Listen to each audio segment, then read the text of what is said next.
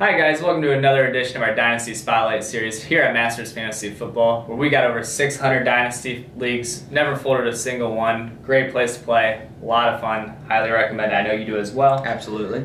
So today, our Spotlight series is on Minnesota receiver Rashod Bateman. Got him listed at 6'2", 210 pounds. The doc here is going to break down his game a little bit more for you guys. Right, so Rashod Bateman has been one of the best receivers in college football the last couple of years. You know, didn't play as much this year. That's all right, you know. Short year, weird year. Yeah, weird year, as we all know. It's been that way for a lot of guys coming into the draft this year. Regardless, Rashod Bateman, I think, is a lock as a top 5 receiver in this draft. Other guys might get a little more hype, but Bateman, I mean, and Alec and I were both talking about it too, he's a guy that plays bigger than he is. I mean, you watch him play, you'd think this guy is a lot bigger than 6'2", 210. He can really go up and high point the ball. He's physical after the catch too. And, you know, his speed is probably the one area where he'll get knocked. I still don't see him run probably mid 4.5s is what I would think he'd run. Like, he's got good enough speed to pull away from guys, but it's not, you know, elite by any means. And he's a really good route runner for a guy of his size too. And I think that's where he's a little underrated because most people just think he's going to go up and get the ball. He's not that fast, all those kinds of things we've said. But his route running is what's really going to help him develop into a really good receiver, in my opinion. He can run all the routes. Like I said, physical, good enough speed to get separation in the league. I really like Rashod Bateman, and I think there's a lot of different, you know, players that he reminds me of. But the one that really, I was just racking my brain trying to find somebody. Because he's similar to a lot of guys, I feel like. And the one guy that I ended up landing on was one that's kind of good, I feel like, is Michael Crabtree. Little blast from the past. Yeah, I feel like they've got a similar build.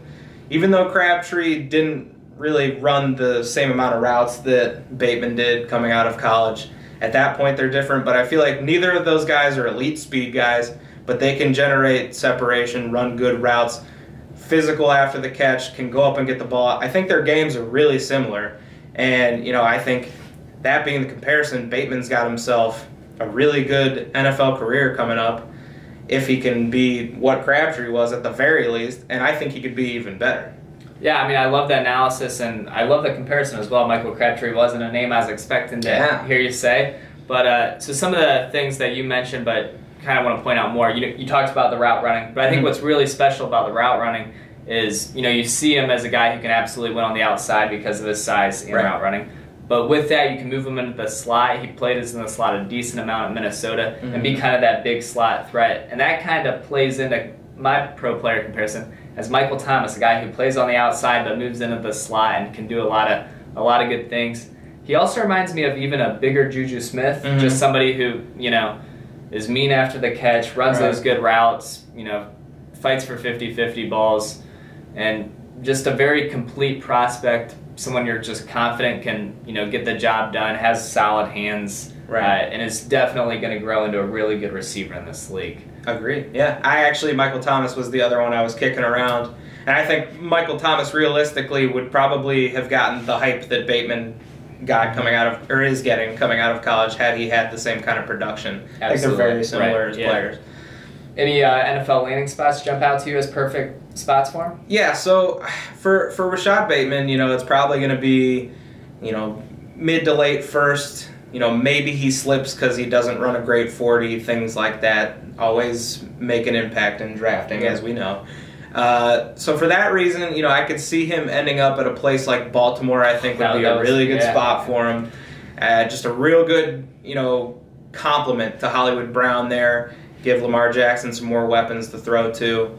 Another one I had, and I forget again. Alec, you got another one? Sure. So actually, it's funny you said Baltimore first, because I feel like, just not even from a fantasy perspective, but just from a true football perspective, I think Baltimore would love to add a piece like him. I mean, they really need a true #1 receiver since Hollywood Brown has kind of struggled to really be that. Yeah, but he's been good lately, though. Yeah, he has been. But to kind of pair, you know, just a physical, all-around, big-bodied receiver with a speedster like Hollywood Brown to go along with Lamar Jackson, I mean, all of a sudden that's a really good core to build around there. Right. Another place that I think most people aren't thinking of, because Allen Robinson is currently there, but we know the contract situation's up at the end of the year, And if Allen Robinson disappears in Chicago, I think that'd be a great place for a guy like Rashod Bateman.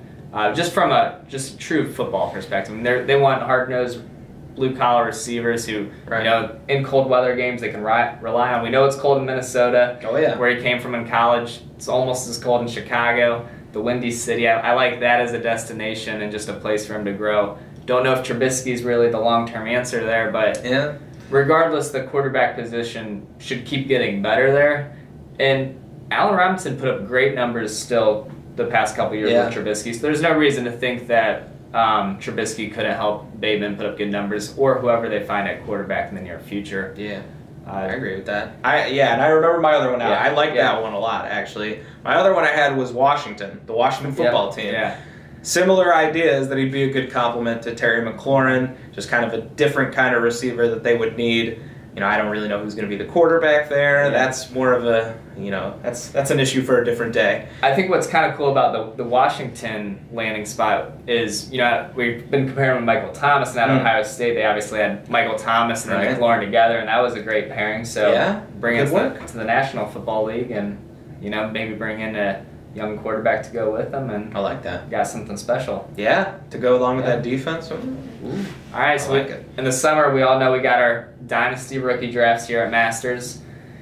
You've either got your first round pick, your second round pick, maybe you traded up for a few. Where would you look for Rashod Bateman? I'm thinking Rashod Bateman's probably going to be mid to late first round. And as we've said, the landing spot could dictate that. Change it around a little bit. I could see him maybe slip into the top of the second round. I mean, we saw it this year. A lot of good talents can slip into that second round sometimes because of situation, and also this is a deep draft, as we have said multiple times. So I wouldn't be surprised. That's kind of a wide net for him. I would take him probably, mid first, late first. But wouldn't be shocked if he dropped a little bit. Yeah, that's exactly what I was going to say as well. Mid to late first, I think, is a good landing spot.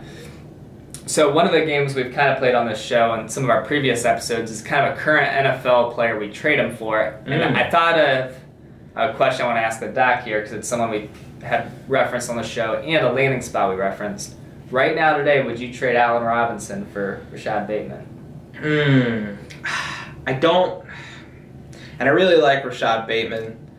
Allen Robinson is a little older than than it seems. Yeah. It seems like he's not been in the league that long, but he has. Wow. I think I'd take Allen Robinson for the now, just because I know he's fine. I mean, I have faith in Rashod Bateman to get open in the NFL, but there is still a little bit of concern with the lack of speed and whatnot. I think he'll be fine. But Allen Robinson at this point to me is a sure thing, and I feel like he honestly might be one of the most underrated receivers in the league, if not the most underrated receiver. Yeah, I actually 100% agree. Even though I threw that out there, I feel pretty strongly that I'd still hold on to Allen Robinson over Rashod Bateman. But that's no knock against Rashod Bateman. Any current older receivers you have in mind who you think you would trade that some people might think is a little like, whoa, I wouldn't do that quite yet, but... I feel like it always is going to come back to like Julio. This is the one that came to my mind. Just because he's really past his prime. This year was a wake-up call, yeah. And I think this is the beginning of the end for him. As great as he has been, I could see myself making that trade at this point. 100% agree. And for you guys who are like new to Dynasty football leagues, I mean, Julio's a guy who just a year ago probably won the second, third round of your Dynasty startups. But we see through our time playing Dynasty football, we see these guys where they hit that 32, 33, age number, and all of a sudden their game really starts to decline, and then a year or two from now they're either retired or practically droppable. I mean, AJ Green, we saw. Julio and AJ Green came into the league at the exact same time. We're putting up huge numbers for 8 years in a row, all that stuff.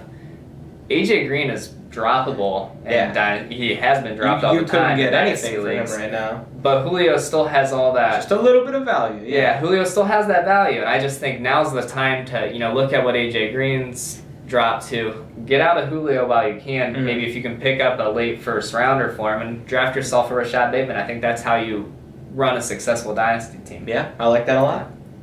All right, so last thing. is Rashod Bateman relevant in 3 to 5 years? I think so. I think so. I think so. And again, it's going to be this way for a lot of these receivers because I really do think this is a really good crop of receivers we've got coming in. I mean, it's like that at a lot of these positions, but receiver especially has got some studs, and I think Rashod Bateman is going to be around for quite some time.